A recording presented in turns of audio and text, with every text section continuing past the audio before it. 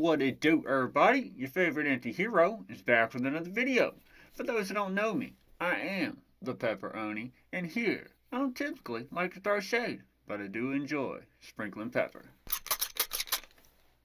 Because I care.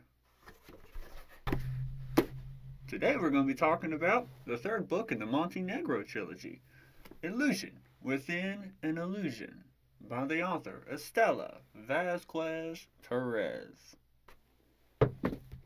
Before I say anything, I've got to acknowledge this cover. This cover, it's my favorite cover in this series. I mean, it looks so good. It's just awesome. I don't know if you can really see it so well on screen, but the jewels that he's like kind of like levitating in his hand, there's subtle color differences. One's red, one's green, one's blue. That's awesome. It's got a lot of different features in here that are relevant to the story. And of course you have what you would assume is the main character here on the cover.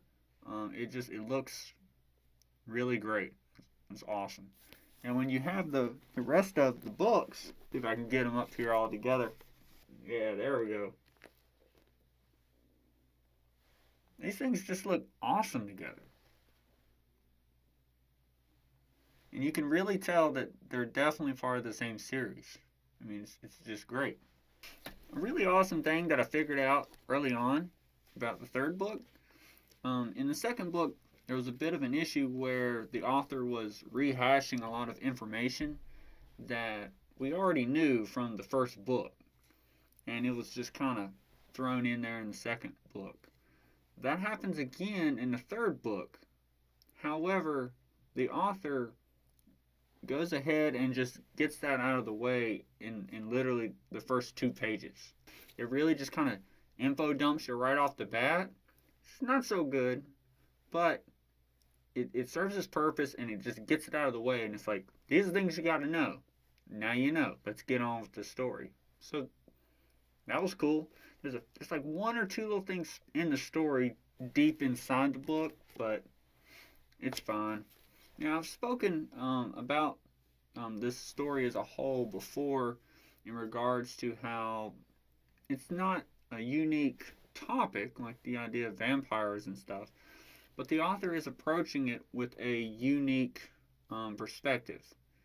And that's really appreciated and applauded. There's something really cool. It's a really interesting piece of information that's brought forth in this story. A really interesting idea or concept, which is basically one of the main characters, a doctor, comes up with this theory that he can cure vampirism simply by doing a bone marrow transplant. And that would then be able to basically recode the DNA in the blood of an individual. It sounds kind of sophisticated, but at the same time, it's like, you know, that's unique. That's something that you haven't really come across in other stories, you know. So, you know, it's really neat. Also, the story has mermaids in it, and you know, they're there, so that's unique.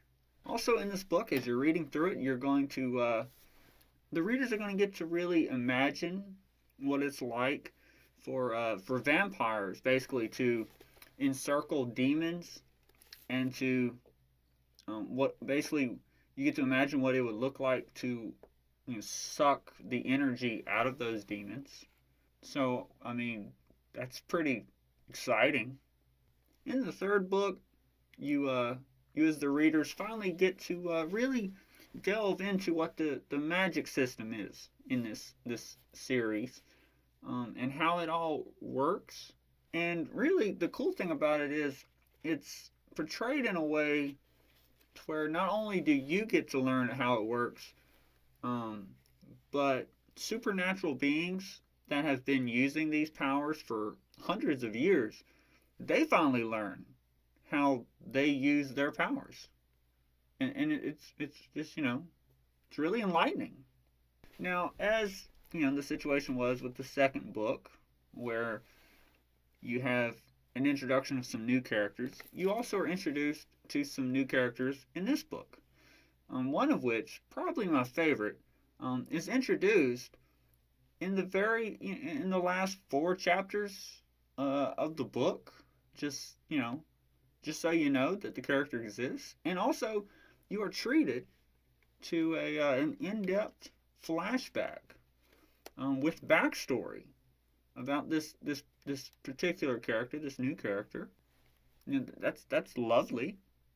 Also, just like with the second book, you get this return of other characters that we've previously seen in the first book and the second book. Really vital characters from the previous books. Characters like my boy Craig. He's in here. You get to see him. He even goes on a date, so that's cool.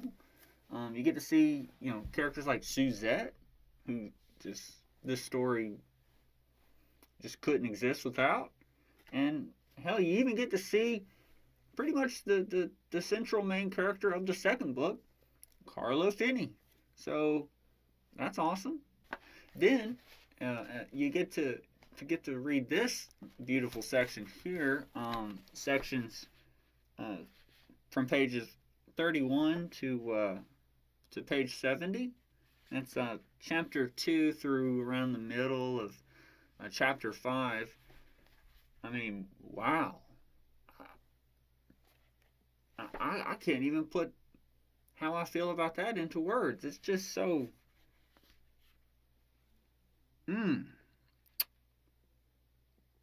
Wow. Of course, a series, basically about a magician, you know, we as the readers are treated to some more wonderful, magic tricks, step by step, how the tricks happen, page by page, and extensive details of how these tricks are done. And, it's just terrific. But, ultimately, I have to say, the absolute, just most wonderful thing about this book is as you read it, you're going to get to, you're going to get to see all kinds of wonders. You're going to be like, I wonder why that is, a situation. Or, I wonder why they did this. Or, I wonder what's going to happen with that particular topic. Or, I really wonder how this whole situation over here is going to turn out. It's really wonderful. And, I don't want to spoil anything in this video, so I'm not going to tell you all those things here in this video. Obviously, if you wanted to know those things, then certainly you would be able to find those pieces of information here in this book. I mean, that makes sense, right? You shouldn't have to turn to a video on the internet, like maybe one of my videos, to find the answers. And, I mean, really, you probably shouldn't have to turn to, I don't know, other books, future books, to find the answers to endless questions. No, it should be right here. And so I'm just going to leave that to the author, Stella Vasquez Perez. But, wow, it's a wonderful experience reading this book.